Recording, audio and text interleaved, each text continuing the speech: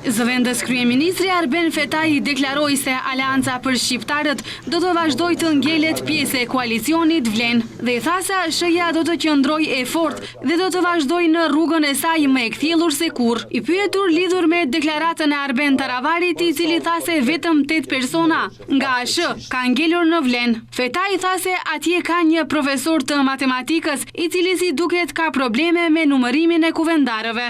Besoj numrat flasin për vete, nuk i zuri kjo sallë e konferencave për shtyp të Vlenit njerëzit që janë rreshtuar pas kësaj nisme, ka dhe shumë të tjerë që për arsye të hapësirës nuk janë bashkangjitur, sepse ashtu është vendi këtu.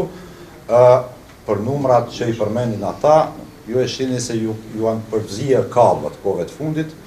Kemi një profesor të matematikës atje që si duket ka probleme me numërimin e kuvendarëve, vetë thani kemi 103 pranishëm, ndërkohë që dihet për të marrë vendime të tilla në bazë të statutit të Aleancës duhen 2/3. Ne kemi dëshmuar që ata nuk e kanë 2/3 dhe do e dëshmojmë këtë gjatë ditëve në vijim. Lidhur me etiketimet të cilat gjatë ditës së djeshme në kuvendin e ASH-s në Kumanov ju bën ndaj grupit të ASH-s që vendosi të mbetet në Vlen, Fetai tha se fatkeqësisht shokët e tyre u shndëruan në frutolog që flasin për pemë të kalbura.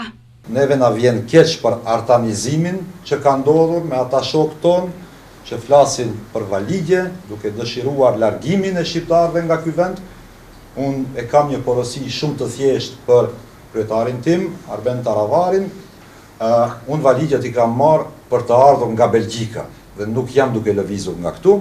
Do qëndrojmë, do e bëjmë betejën për të cilën jemi zotuar. Fetai tha se afrimi me BDI-n fatkeqësisht i çon në rrugën e artanizimit, të cilin po e shfaqin për shkak të nervozës me të cilën janë përballuar kur e shohin se në çdo deg, në çdo forum partijak, qoftë forumi rinor apo te i gruas, njerëzit janë duke i braktisur.